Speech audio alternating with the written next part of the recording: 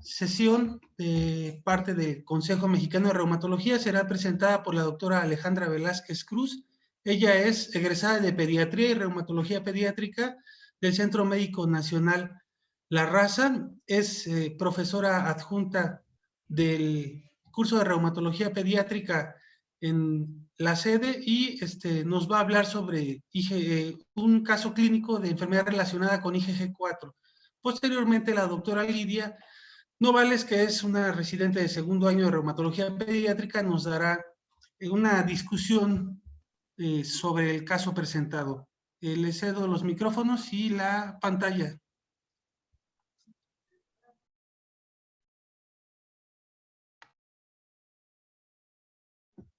Ya comparte pantalla, Ale.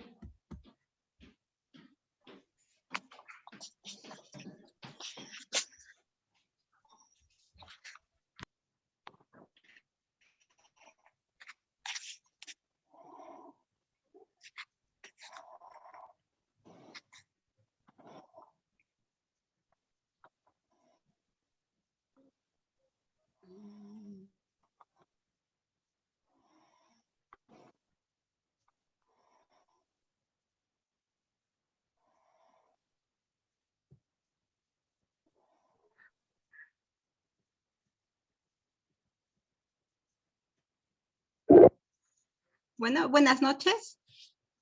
El día de hoy vamos a hablar sobre enfermedad relacionada a IgG4 en un paciente pediátrico. Esta enfermedad es relativamente nueva y en caso de pacientes pediátricos existen muy pocos casos reportados.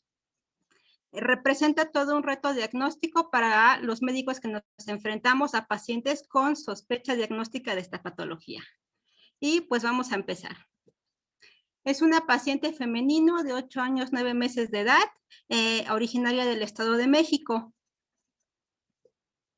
Como antecedentes de importancia, heredofamiliares. Desde la solamente madre por la abuela materna con diabetes mellitus tipo 2.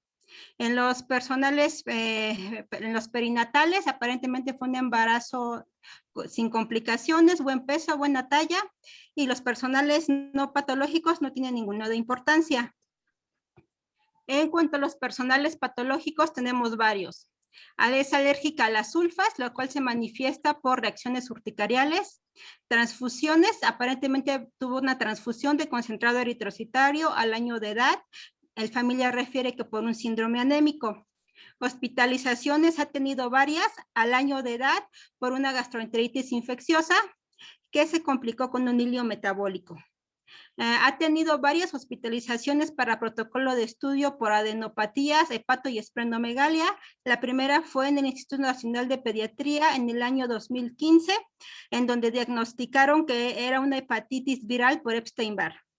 En el IMSS tuvo una en el Hospital General de Zona número 25 en el 2015, duró aproximadamente 10 días hospitalizada y no dieron un diagnóstico como tal para la causa de las adenopatías y la hepatomegalia. Y en Medicina Interna Pediátrica del Centro Médico Nacional La Raza en el año 2018, donde iniciaron protocolo de estudio para la adenopatía, la hepato y la esplenomegalia. En el 2016 cursó con una pancreatitis aguda, estuvo hospitalizada igual en el Hospital General de Zona número 25 durante aproximadamente 3 semanas. Dentro de las enfermedades crónicas tenemos varias también. En el 2016, aproximadamente mes y medio después de que cursó con la pancreatitis, debutó con una cetoacidosis diabética, llegó a nuestra unidad, fue valorada por endocrinología pediátrica que le diagnosticó diabetes mellitus tipo 1. Hasta la actualidad continúa en control y seguimiento por este servicio. Debido a las características faciales que presentaba la paciente, en el 2017 fue enviada a genética para descartar enfermedad lisosomal. Se le realizaron todas las pruebas pertinentes y se descartaron todas las enfermedades lisosomales. También fue valorada por oncología pediátrica de nuestra unidad por el estudio de las adenopatías. Contaba ella con una biopsia de ganglio que fue reportada como ganglio inflamatorio, por lo que descartó el proceso oncológico. En el 2018 la valoró nefrología pediátrica porque había tenido varios exámenes de orina con proteinuria, la diagnosticaron como proteinuria persistente y dieron manejo con enalapril inicialmente a 2.5 miligramos por día, posteriormente lo incrementaron a 5 miligramos por día. También la valoró oftalmología pediátrica en el mismo año por proptosis de ambos ojos. Le dejaron solamente ese diagnóstico de proptosis de ambos ojos sin necesitar manejo quirúrgico. Le valoró también inmunoalergias para descartar una inmunodeficiencia. Se le hicieron todas las pruebas por parte de este servicio y se descartó una inmunodeficiencia. Y la valoró también el servicio de otorrinolaringología pediátrica por parotiditis y cielodenitis crónica. Y quirúrgicos, los únicos que tenemos fue la biopsia del 2017 del ganglio, donde se reportó como un ganglio de características inflamatorias. El padecimiento y la evolución del año 2019 fue enviada por primera vez al servicio de dermatología pediátrica en febrero del 2019 por lesiones inflamatorias que le aparecieron en los miembros pélvicos. Eran lesiones maculares que no pruriginosas y que tenían incremento de temperatura local. En marzo del 2019, el Servicio de Dermatología Pediátrica la cita para realizar una lesión de las biopsias de los miembros pélvicos y le inicia hidrocortisona en crema, con lo cual la paciente tuvo mejoría de las lesiones y evolucionaron solamente a lesiones residuales. Igual como parte del protocolo de estudio de las adenopatías, en agosto del 2019 fue enviada a infectología pediátrica, en donde se le hicieron varios estudios y pruebas y se descartó un proceso infeccioso. Y por nuestra parte fue enviada en octubre del 2019 a valoración por reumatología pediátrica, igual por las adenopatías y la hepatomegalia, para que descartáramos lupus eritematoso sistémico.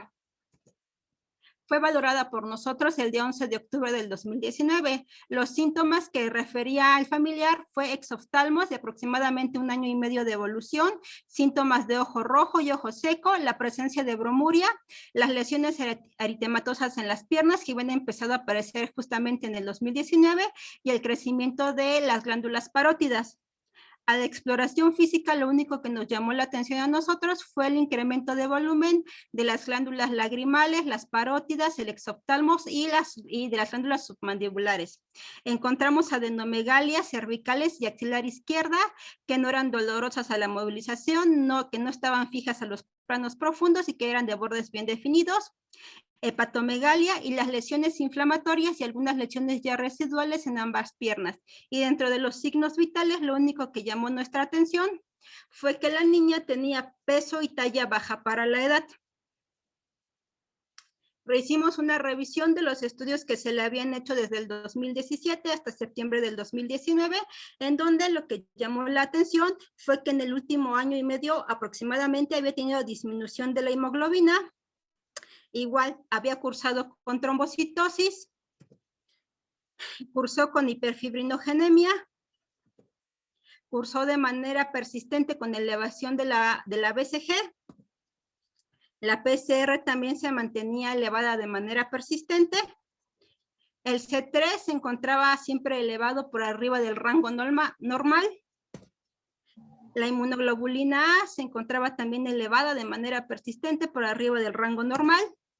La IgG también se encontró elevada de manera persistente y hicimos una revisión de sus estudios de gabinete del 2017 a agosto del 2019. Encontramos que se le habían realizado 4 ultrasonidos de cuello, donde lo que más destacaba era el reporte de crecimientos de ganglionares cervicales de aspecto inflamatorio, los cambios parenquimatosos inflamatorios de las glándulas salivales y parótidas de manera bilateral, los crecimientos ganglionares parotidios bilaterales de aspecto inflamatorio. 5 ultrasonidos abdominales, donde lo que más destacaba era la presencia de la hepatomegalia, crecimientos ganglionares paracabales y nefromegalia bilateral. Y solamente contaba con una tomografía de cuello contrastada del año 2018, en donde refiere que es un estudio con crecimiento de ambas parótidas submandibulares de características inflamatorias a descartar cialosis versus cialoadenitis de origen a determinar y crecimientos ganglionares bilaterales cervicales de aspecto inflamatorio. Dentro de lo que nos llamó nuestra atención en los antecedentes, pues fue la hepatomegalia y las adenopatías que se habían estado en protocolo de estudio de larga evolución, el evento de pancreatitis que posteriormente debutó con una diabetes mellitus tipo 1 y una afección glandular crónica a nivel de parótidas y glándulas submandibulares. En cuanto a la valoración que le hicimos, nos llamó la atención el peso y la talla baja, los datos de ojo seco, el exoftalmos, las adenomegalias, el incremento glandular de las glándulas parótidas, submandibulares y lagrimales de manera bilateral, la hepatomegalia y las lesiones dérmicas de características inflamatorias. De los estudios que se le habían realizado, pues la elevación persistente de los reactantes, la hipergamaglobulinemia, la trombosis, la hiperfibrinogenemia, que nos está hablando ya de todo esto de un proceso inflamatorio crónico, y lo que nos reportaron en lo de gabinete, que era la parotiditis y cialoadenitis de características crónicas, los ganglios inflamatorios y la hepatomegalia.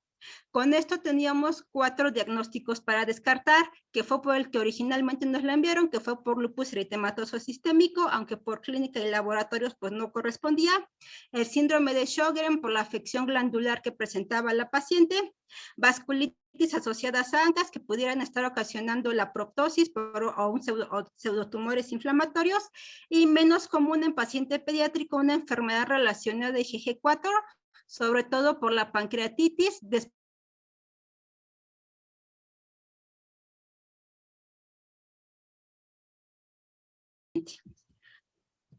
Procedimos a hacer el protocolo de estudio. Lo primero que se descartó fueron procesos infecciosos.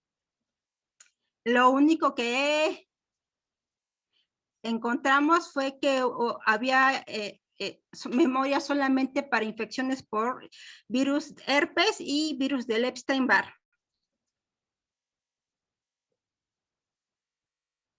Repetimos la fracción de C3, que también se encontraba por arriba de lo normal, la fracción de C4, que se encontraba dentro de niveles normales, los antinucleares, que en las 3 determinaciones que tenemos se encontraron negativos, los anti-DNA, que en las 3 determinaciones que tenemos se reportaron como negativos, el C-ANCA, que se reportó negativo, el P-ANCA, que se encontró negativo, extraíbles del núcleo, como fue SM, RNP, SM, RO y LA, que se reportaron negativos. La inmunoglobulina IgG, que se reportó nuevamente por encima de los niveles normales para la edad de la paciente. Y ante la sospecha de una enfermedad relacionada a IgG4, se determinaron las subclases de IgG4. Se reportó en 652 que el corte para su edad es de menos de 189, por lo tanto se encontraba 2 a 3 veces por arriba de lo normal. Con los resultados de los estudios inmunológicos, descartamos como tal lupus eritematoso sistémico, vasculitis asociadas a ANCAS y síndrome de Sjögren, y la elevación de las subclases de IgG4 nos daba una probable enfermedad relacionada a IgG4, pero tuvimos que hacer los estudios de imagen e histológicos para confirmar el diagnóstico. Se repitió un nuevo ultrasonido de cuello y abdomen, en donde solo nos mostró crecimientos ganglionares cervicales de tipo inflamatorio, crecimiento de parótidas bilateral de aspecto inflamatorio, los datos de cialoadenitis crónica, hepatomegalia y nefromegalia bilateral. Debido al exoftalmos que presentaba la paciente, se realizó una tomografía de órbitas el día 14 de octubre del 19, en donde nos dice que por imagen hay engrosamiento del músculo recto inferior y medial de manera bilateral, que era lo que condicionaba la proptosis ocular, como si algo estuviera infiltrando los músculos. Ante la sospecha de una enfermedad relacionada a IgG4, solicitamos una angiotomografía de tórax para ver si había afección a la aorta. No nos reportaron eso, lo único que nos reportaron fue linfadenopatías cervicales y axilares bilaterales, sin datos de vasculitis y hepatoesplenomegalia. Se realizó también una tomografía abdominopélvica en búsqueda de pseudotumores inflamatorios del retroperitoneo y las alteraciones características a nivel renal. Nos reportaron crecimientos ganglionares mesentéricos de características inflamatorias, nefromegalia bilateral con algunas áreas de corteza con baja densidad y hepatoesplenomegalia. Se revisó la biopsia de piel que realizó el Servicio de Dermatología Pediátrica en marzo. Nos reportaron epidermis con exocitosis mínima de linfocitos e infiltrado linfocitario perivascular en dermis papilar, sin datos de vasculitis ni depósito de amiloide. Se le realizó una biopsia de glándula salival el día 18 de octubre con presencia de infiltrado linfoplasmocitario con disposición de fibras de colágeno y fibroblastos, reportando patología solamente cialodenitis crónica leve inespecífica. Se realizó biopsia de la glándula lagrimal derecha el día 23 de octubre del 19, en donde se reportó con infiltrado linfoplasmocitario y fibrosis, dejando el servicio de patología diagnóstico de inflamación crónica moderada. Se realizó la biopsia renal el día 30 de octubre del 2019, un total de 45 glomérulos, con una atrofia tubular del 5%, infiltrado linfocitario del 25%, fibrosis del 10%, dejando diagnóstico de proliferación mesangial. Con los datos que teníamos clínicos y por imagen, utilizamos los criterios del 2019 para ACR y EULAR, para ver si entraban todos los criterios para enfermedad relacionada a IgG4. Y la paciente contaba con características clínicas y radiológicas, que era la afección a las glándulas salivares, las órbitas, el riñón y el antecedente que teníamos de la pancreatitis con posterior debut con una diabetes mellitus tipo 1.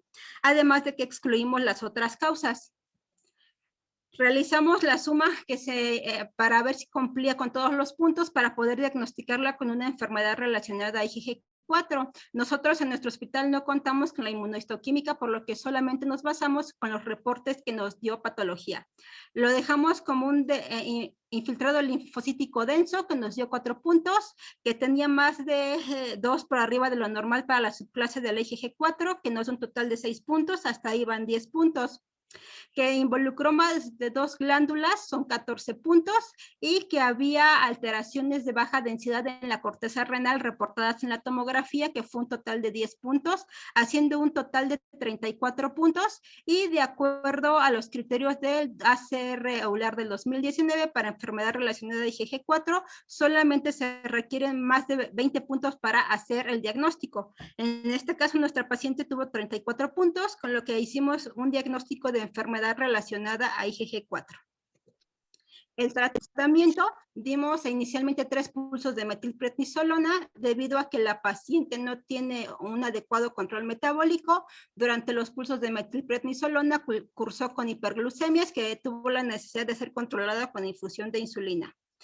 Por esto mismo no se le pudieron dar dosis tan altas de prednisona, se le dejó prednisona a 0.5 miligramos por kilo por día.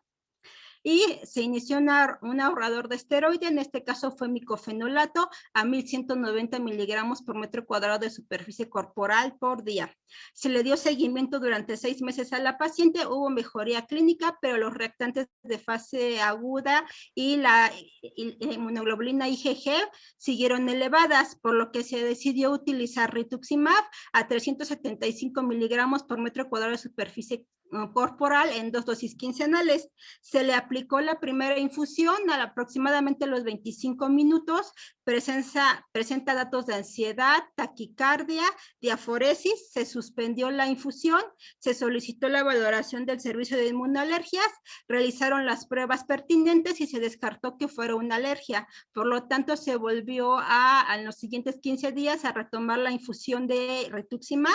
Se completó en esta ocasión sin ningún evento adverso y después se le perdió el seguimiento a la paciente durante un año por la pandemia.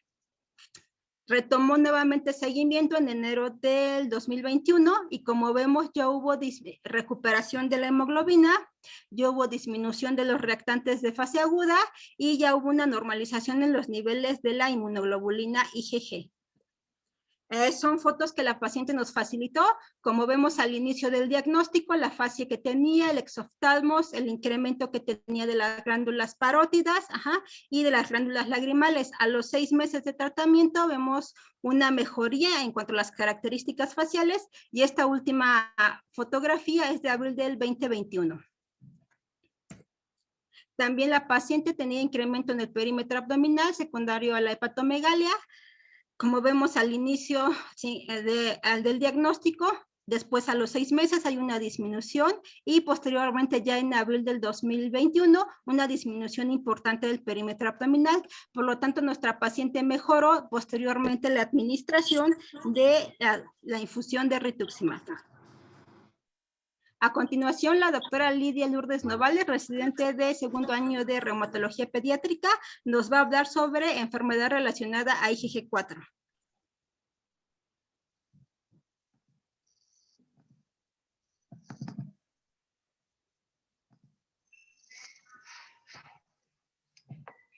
La enfermedad relacionada a IgG4 es una enfermedad inmunomediada asociada con lesiones fibroinflamatorias que puede ocurrir en cualquier sitio anatómico, desde un órgano hasta múltiples órganos. Se puede confundir con malignidad, con infecciones, con alteraciones inmunomediadas como síndrome de Sjögren, vasculitis asociadas a ANCAS, y puede conducir a una disfunción orgánica, insuficiencia orgánica y hasta la muerte. La epidemiología es sumamente rara. Generalmente los artículos se reportan casos de pacientes de mediana edad de más de 50 años, la mayoría son hombres, y en niños los casos son más infrecuentes, siendo la edad media de 13 años y más frecuente en niñas hasta un 64%. En cuanto a la historia, se tiene reporte a finales del siglo XXI con la enfermedad de Mikulicz, el cual es el crecimiento de las glándulas lagrimales y salivales mayores, el tumor de Kottner, que es un crecimiento aislado de la glándula submandibular, la tiroiditis de Riedel. En 1900 se creía que era una manifestación de solamente un órgano que se encontraba solamente en un sitio anatómico, y en el 2000 Amanos y colaboradores lo conjuntó con las características clínicas y la elevación de la inmunoglobulina IgG4 en una pancreatitis autoinmune de tipo 1. Ya para el 2003 es considerada como una enfermedad multiorgánica que llega a afectar a glándulas salivales principales, submandibulares, parótidas, sublingual, órbitas, glándulas lagrimales, páncreas, vía biliar, pulmones, retroperitoneo, riñones, aorta, meninges y tiroides. Para los factores de riesgo es la raza, la exposición al tabaco y al asbesto. La enfermedad atópica está más relacionada a la afección de grupo cabeza-cuello, antecedentes de malignidad, y es más frecuente en hombres. En cuanto a la fisiopatología, aquí pues hay una abundante de células, tanto linfocitos T operadores y linfocitos T citotóxicos, en donde hay la presencia de autoantígenos que se han determinado que la galectina 3 en un 28%, la anexina 511 y la prohibitina, pues van a estimular la comunicación con estas células, en donde las células citotóxicas van a liberar citocinas profibróticas, ocasionando apoptosis y pues la fibrosis.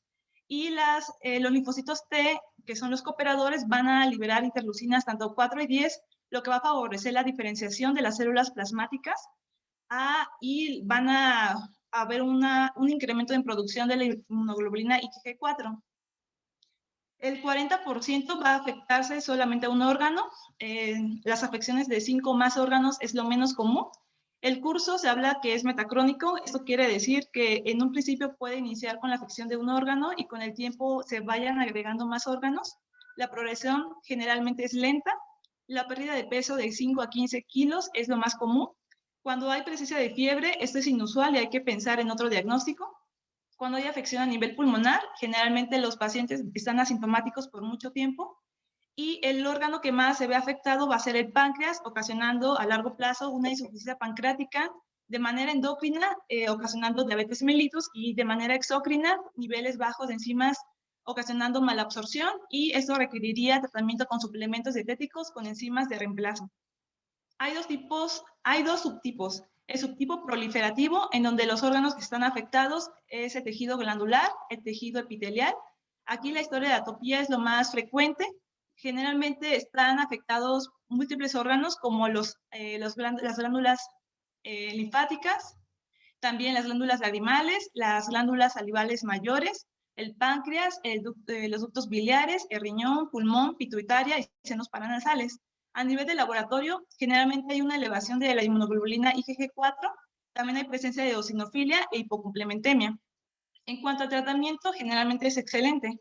El otro subtipo, que es el fibrótico, los órganos en el cual pues, se ve desarrollado son tejidos extraglandulares, como en algunas regiones del cuerpo, por ejemplo, el retroperitoneo, el mediastino, y aquí la frecuencia de atopía es lo menos frecuente. Los órganos que generalmente están afectados, generalmente son uno, como los que ya había comentado, el retroperitoneo, la aorta, el tejido periaórtico, el mesenterio, el mediastino, paquimeninges y la tiroides. En cuanto a los laboratorios, generalmente la IgG4 se encuentra normal o ligeramente elevada. Es inusual encontrar eosinofilia e hipocomplementemia, y aquí el tratamiento es bueno si se da al inicio de la enfermedad, pero generalmente en ese subtipo el tratamiento ya es muy resistente. Se habla que hay una superposición de ambos subtipos, como es en el caso de la paciente, o también se puede considerar que son diferentes etapas de una misma enfermedad. El diagnóstico se hace en base a los criterios de la ACR-EULAR, que son del 2019, y bueno, pues aquí hace el conjunto de hallazgos que deben de ser clínicos, histológicos, serológicos y radiológicos, el cual tiene una especificidad hasta 99.2%. Los criterios nos habla de pasos. El primer paso debe de haber características clínicas o radiológicas que involucren un órgano, ya sea páncreas, glándula salivar, el ducto biliar, órbitas, riñón, pulmón, aorta, retroperitoneo, paquimeninges o tiroides, o evidencia patológica de un infiltrado lipoplasmocítico sin cierta etiología. El paso 2 debe de excluirse criterios de exclusión, y el paso 3 debe de cumplir criterios de inclusión. Para el paso 4, el puntaje de más de 20 puntos para los criterios de inclusión es lo que hace el diagnóstico.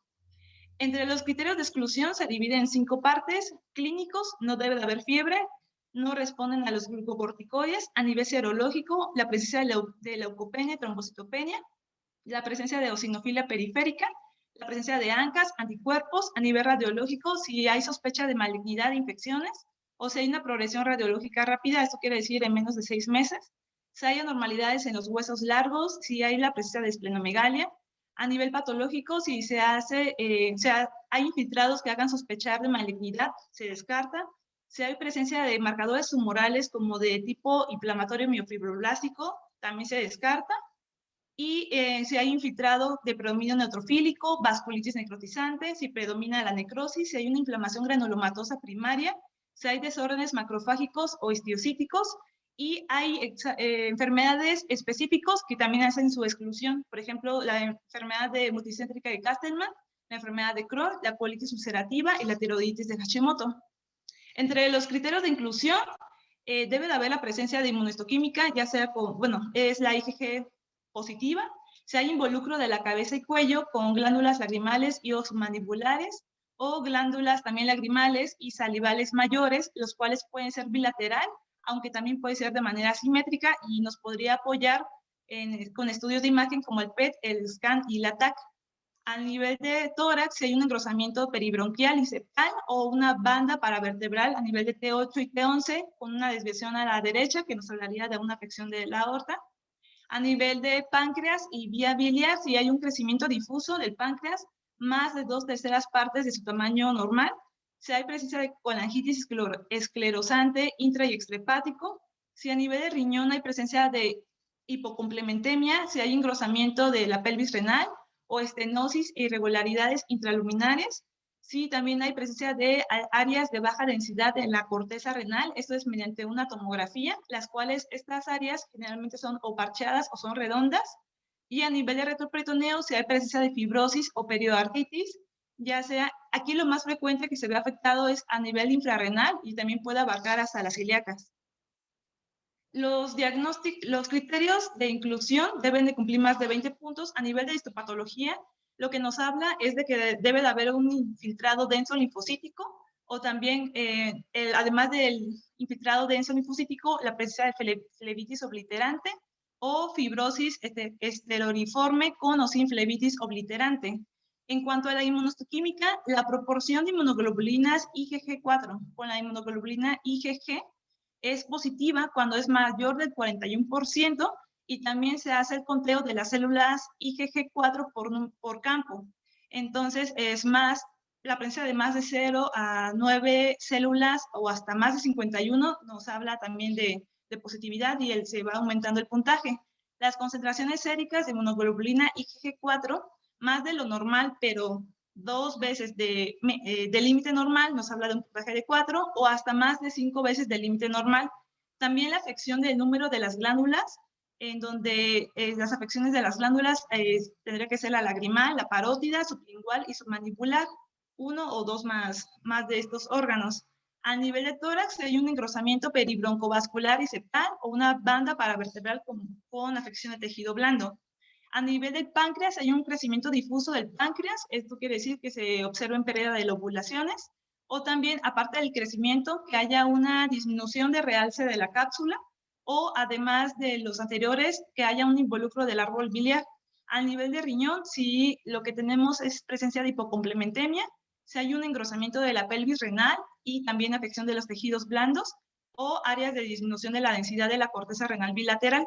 Y a nivel de retroperitoneo, si hay un engrosamiento difuso de la pared de la aorta abdominal, o si hay afección de los tejidos blandos, o también afección de las infrarrenales o ilíacas. Entonces, la suma de más de 20 puntos de estos criterios nos harían el diagnóstico.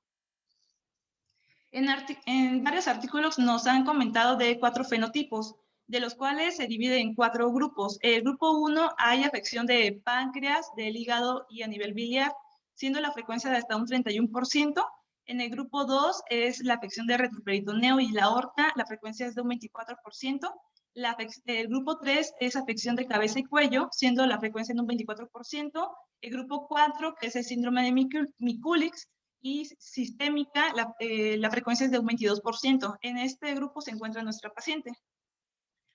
Los órganos más frecuentemente afectados en el grupo 1, hasta un 87% es el páncreas, hasta un 55% a nivel de la vía biliar.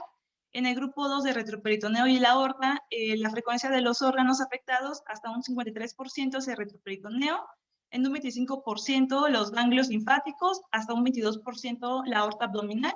En el grupo 3 de cabeza y cuello, hasta un 60% está afectado la glándula lagrimal, en un 50% está afectado la glándula submandibular, en un 22% está afectado las órbitas, también la glándula parotidia y en un 29% los ganglios linfáticos. Y en el grupo 4, los órganos más afectados es hasta un 77% es las glándulas submandibulares, 46% páncreas, 49% las glándulas parótidas, en un 77% las glándulas lagrimales y en un 67% los ganglios linfáticos. Las mujeres son más frecuentemente afectadas en este grupo, que es en el grupo 3, hasta en un 76%, siendo también las asiáticas hasta un 67%.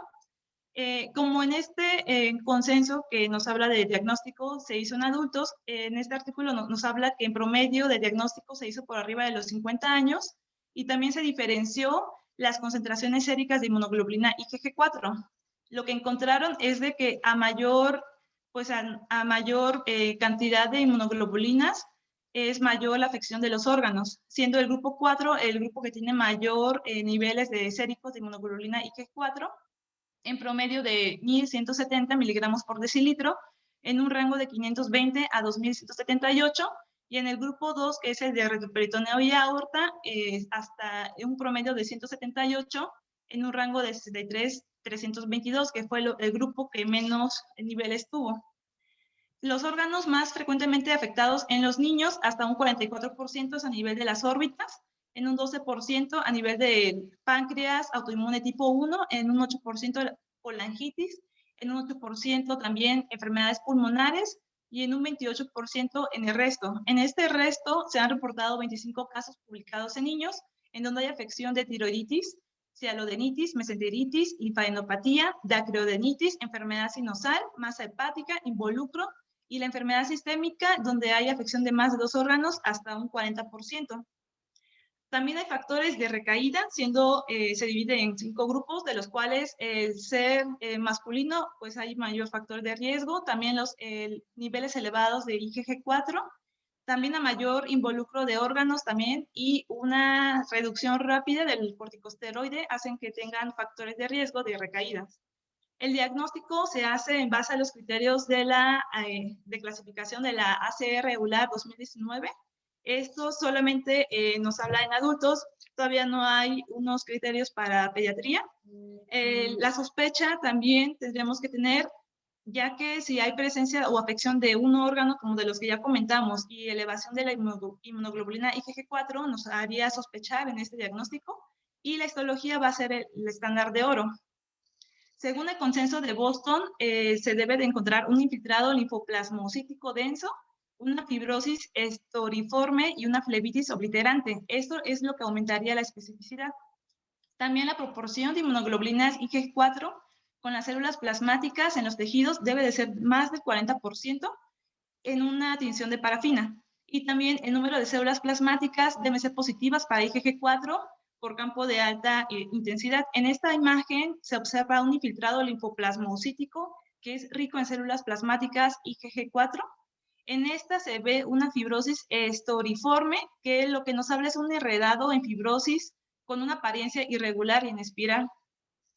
En esta es una tinción de hematocilina y eosina, donde se observan múltiples infiltrados linfocíticos y fibrosis. En esta es una inmunohistoquímica, en donde hay presencia de IgG de manera difusas, que son los puntitos cafés. Y en esta es otra inmunohistoquímica, que son células plasmáticas IgG difusas, que son también de color café. Aquí hay un promedio de 339 por campo, donde hay una proporción de 67% para IgG de células plasmáticas. Los niveles de IgG4 se encuentran elevados hasta un 30 a un 50% en aquellos pacientes que están confirmados por histología, pero hasta un 30% pueden ser normales. Eso quiere decir que niveles normales no excluyen el diagnóstico de la enfermedad relacionada a IgG4. La elevación de los IgG4 puede estar presente en los niños en un 70%, los que tienen esta enfermedad, y a mayor nivel es a mayor afección orgánica, mayor es los niveles de inmunoglobulina IgG4. Los niveles nos apoyaría para monitorizar y también para respuesta al tratamiento, y un incremento en estos nos habla de una recaída. Los marcadores que nos apoyan también para hacer el seguimiento es la hipocomplementemia, que esto pues va a ser un indicador útil de la actividad. La IgG4 va a activar el complemento por la vía de la lectina, y cuando hay presencia de hipocomplementemia nos hablaría también de una recaída por la presencia de una nefritis tubulointersticial, y hasta una tercera parte de los pacientes que tienen pancreatitis autoinmune pueden tener hipocomplementemia. Los estudios de imagen generalmente, pues bueno, el diagnóstico lo que hace sugerir es por hallazgos incidentes. La elección del estudio va a depender del órgano, del costo, de la disponibilidad y la experiencia del radiólogo. La TAC, el PET y la resonancia magnética, también la colangiopancreatografía y la ecografía endoscópica nos pueden apoyar para el diagnóstico. La PET con fluorodesoxiglucosa es útil en la evaluación tanto inicial como actividad y decisiones del tratamiento. En el 2015 la ACR hace una guía internacional del manejo y tratamiento en la enfermedad relacionada a IgG4.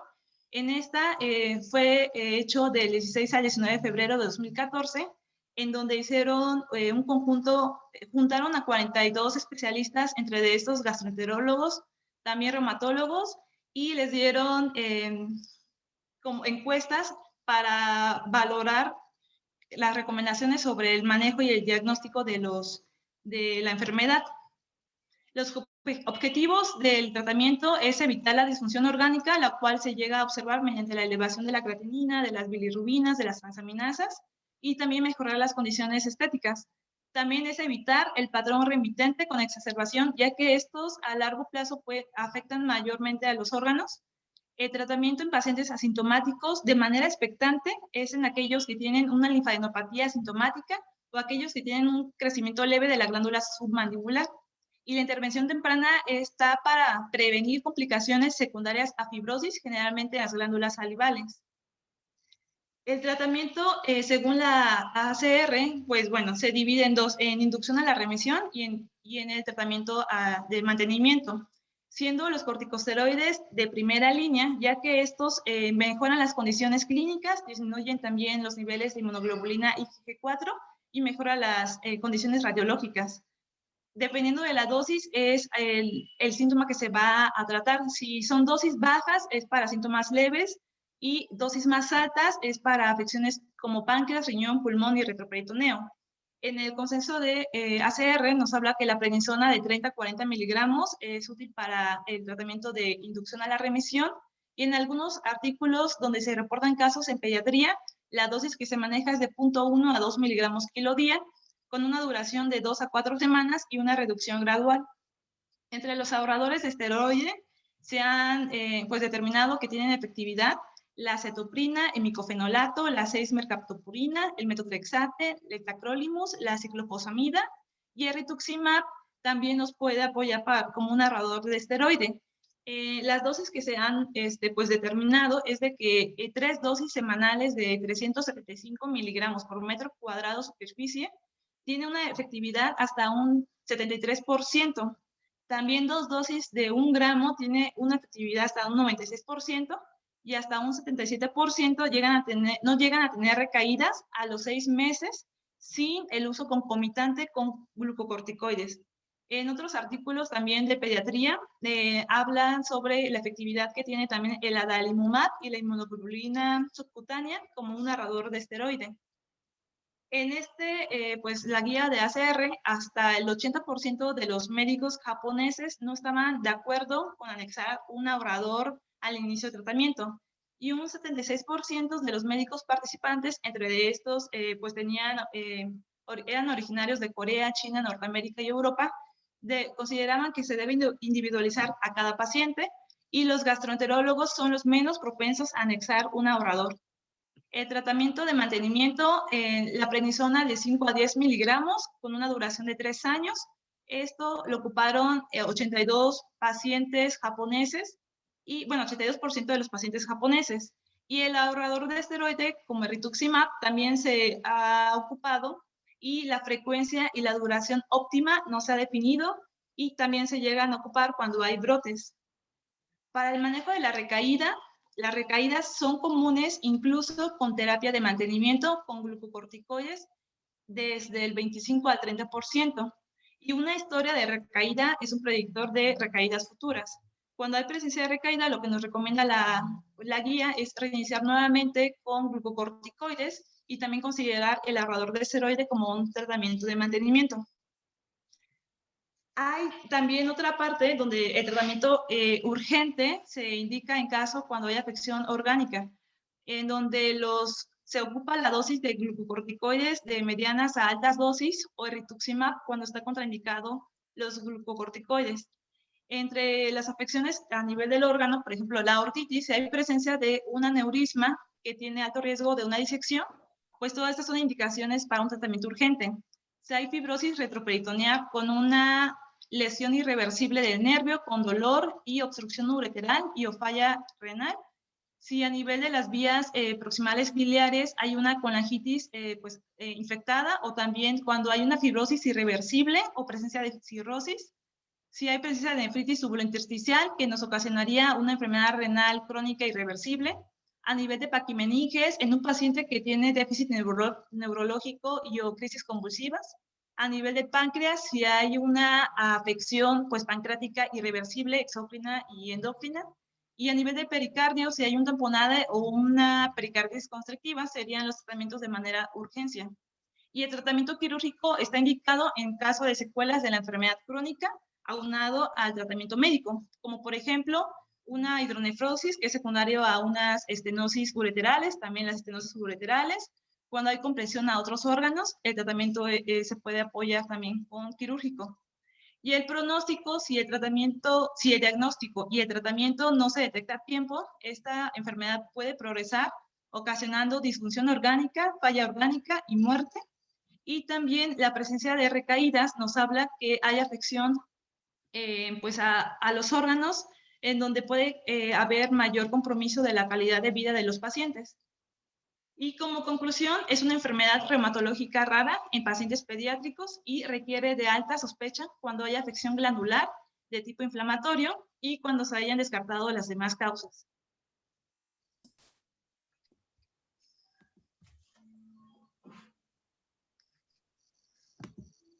Doctora, ¿sí puedes dejar el código QR? Sí, deja el QR, por Sí. favor. Bueno, pues muchas gracias a nuestras ponentes, la doctora Alejandra y la doctora Lidia. Un caso muy interesante de enfermedad relacionada con IgG4 y que como vemos, en un principio esta paciente fue vista por múltiples especialistas, pero que solo se enfocaron a su órgano y por lo tanto, en ese contexto es difícil llegar al diagnóstico. Aquí hay que saber integrar todo lo que se tiene para poder llegar al diagnóstico de estas enfermedades raras y ofrecerle a los pacientes un tratamiento que pueda ayudarles lo más que se pueda. Tenemos abierto el chat para las preguntas que tengan respecto al caso.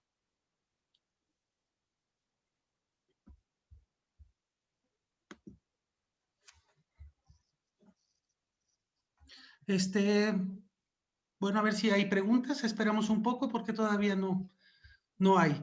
Nos pregunta el doctor Mario Pérez que cuál fue la indicación de los pulsos de metilprednisolona.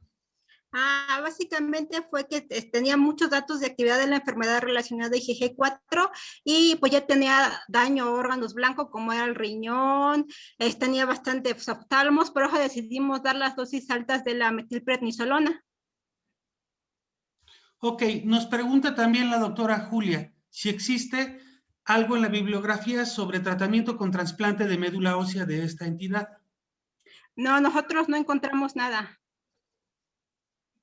Ok, ¿alguna otra pregunta?